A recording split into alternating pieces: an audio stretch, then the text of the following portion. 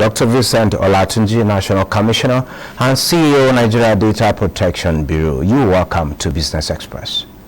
Thank you very much for having me here. Good. I also understand this is the second time you're here. I've had you on the set. We are going to be following up on issues we have raised before now. To start with, I understand that advancing fundamental rights and freedoms in a rapidly expanding digital economy is one of your key mandates. Tell us more about that, as there is so much breach of privacy and fraud leading to loss of humongous sums of money as at today. Can you confirm that? Yes, thank you very much. Even the leave that you showed before I came on air ascertained that he carries out most of his transactions on his phone these days. And you can imagine millions of Nigerians who do the same thing, either for businesses, for social interactions, for sports, for health, and for so many things. We carry out most of our activities online now because the whole world is going digital, and it's like we are moving almost all aspects of our lives online. And through this, if proper safeguards are not provided by the data controllers and data processors, your data can be maliciously used, and this can cause a lot of damages to people in terms of financial loss, in terms of psychological loss, in terms of even their reputation and so on. So because of this, that we have the Nigeria Data Protection Regulation. The president also established the Nigeria Data Protection Bureau, and currently we are working on having a national law, which is the Nigeria Data Protection Law for the country. And more importantly, is the global trend. We are talking of global digital economy now, and it's really important for government all over the world to put in place measures to safeguard the rights, freedom, and interest of data subjects. And in this case, in our own climate, all Nigerians, over 200 million Nigerians, who go online to do one thing or the other on a daily basis. So it's absolutely important for us to ensure that appropriate safeguards are put in place to protect the data of Nigerians with data controllers and processors.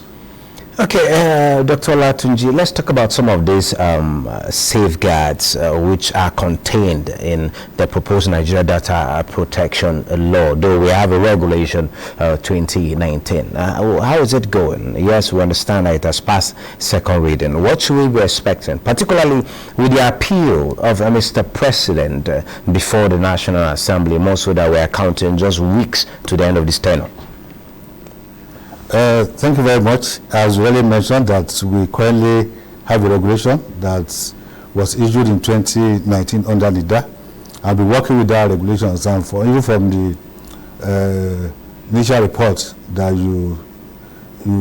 that we just saw, it was that with the regulation we're able to achieve a lot in terms of job creation, in terms of total earning for the sector, and in terms of even the reputation internationally. But the regulation is not enough. The regulation is a subsidiary law, and in our own case, a subsidiary law to NIDA Act of 2007. But there are some gaps that we identified in this regulation, and the global trend is that you must have a principal law for data protection. More importantly, that everything is going digital. And that is why, when we are set up, part of the mandate given to us by the federal government is to ensure that we oversee the passage of a principal law for data protection in Nigeria. Now, what do we expect from this law, or what do we really have in this law?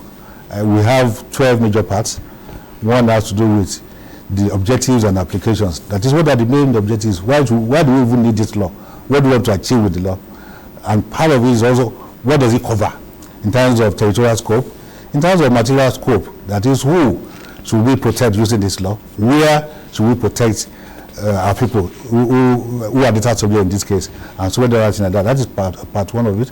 Part two is about the establishment of the Nigeria Data Protection Commission, because it's one thing for you to have the law, it's a completely different thing for you to have a supervisory authority to ensure the implementation of the law. And globally, the trend is that when you have the law, you have a data protection authority, which will be independent in power and be able to investigate, issue fine, and do so many other things to ensure that we protect the rights, freedoms, and privileges of and interests of all our citizens. Part three is the appointment of a national commissioner, because usually when you have such an institution, you need somebody that is competent, that is knowledgeable enough in the area of data privacy and protection to be the head of the organization. And this part 3 speaks to how the National Commissioner should be appointed. Okay, sorry, Dr. Olatuji, let me hold your thoughts at this point. Now, aside the structure this would take, what are the likely improvements we are to experience in the cyberspace? Yeah, a lot. For instance, the issue of cross-border transfer of data, which is part 8 of this law, speaks to the fact that when the data of our citizens is being moved out of Nigeria, we need to check the adequacy level of such country where such data is being shared. That is, do you have the data protection laws? There is privacy authority. How are they carrying out their enforcement to ensure that the data that is being shared with such country is protected? The law also has a part that has to do with the rights of data subjects. That is, as a data subject, when you give your data out, what right do you have in terms of the right to be informed about what the kind of data they're collecting from you, what they want to use such data for, how they want to share it, how they want to store it, and for what purpose, which is a major right for data subjects. You have the right of rectification. That is, your data is with the data controller or data processor. You have the right to say, okay, if it's not correct, if it's not up to date, you have the right to approach your data controller or data processor to ask for rectification of such data. You even have the right of portability. Portability was a major term in Nigeria when federal government issued a directive that data subjects, subscribers to telcos, can move their data from one telco to the other. That was when we had the popular jingle then, I don't port to I don't port. That is your right, which you can exercise. We also have the right of saying, don't have my data with you anymore, delete my data, right of redemption. All these are sort of things talking about the right to this data, you talked about protection of cross-border data. Let's even talk about in-country. I remember the last time you were here, I actually made this complaint that loan sharks had access to my personal financial data. I investigated and they told me that my data was gotten from the IPPIS, but that is without my consent. I think that is a breach of my privacy. What are you doing? Have you received such complaints aside of this one? What is the likely thing to do to safeguard all of this? Yes, we are doing a lot to do that. Also, I will refer to the bill, where section 7 of the bill talks about data security. That is, what do we expect data controllers and processors to put in place to ensure that your data with them is secured? That nobody, apart from you or apart from the authorized body, will have access to your data. Now, what we should do if there is any data breach or if there is any malicious use of your data is to report to the Nigeria Data Protection Bureau. And that is part of why we are set up, that if there is any data breach, you report to us and we'll take it up immediately with the data processor or data controllers. And as I speak, we are currently investigating about 7 major organizations in Nigeria, 4 banks, 1 telco, 1 gaming company, 1 consultancy firm. And all these loan sharks, we are investigating over 150 of them in Nigeria. And gradually, we are seeing sanity in the sector. Where we are working with other government organizations like FCCPC, like EFCC, like CBN, like ICPC, and so many other, because it's a it's a multi-stakeholder approach that we're using, multi-stakeholders approach that we're using to tackle it, because some organizations are in charge of regulations in terms of for the financial sector, that is CBN, economic crime, ICPC, EFCC. When it comes to the issue of the kind of the data protection or privacy, you come to us.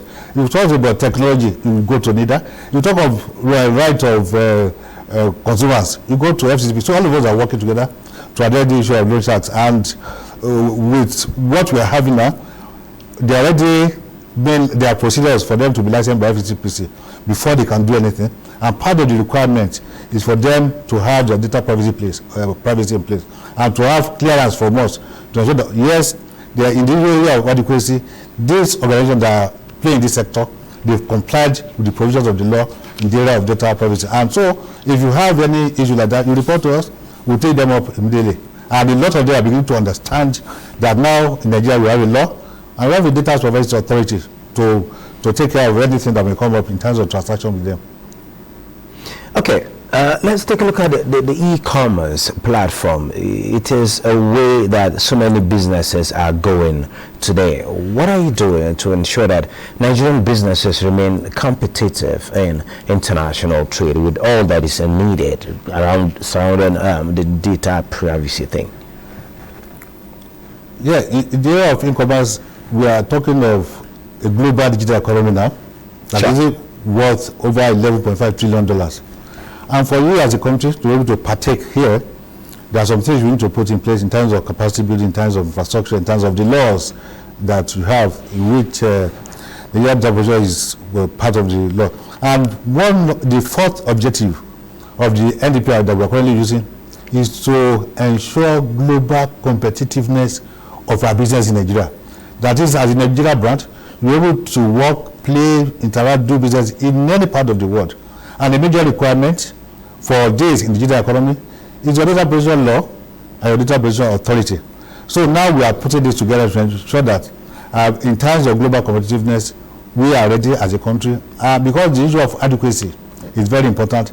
If any international organization is coming to do business in Nigeria, part of the requirement for some of them is the data protection law, that anything they transfer with you online, there is adequate protection for whatever you are doing.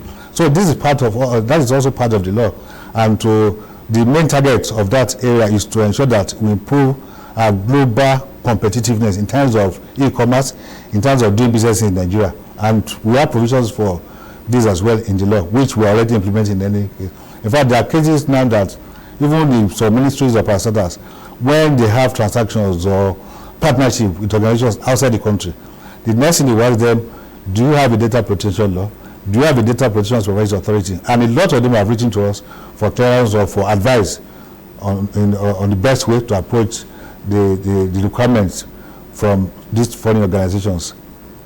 Okay, you mentioned jobs that have been created in this data privacy value chain. I don't understand the connection with protection of data and creation of jobs. Can you shed more light in that aspect? Let's know how it plays out. Yeah, thank you very much. I think the model we adopted in implementing the Nigeria Data Protection Regulation, which is very unique to us, is the first of its kind in the whole world.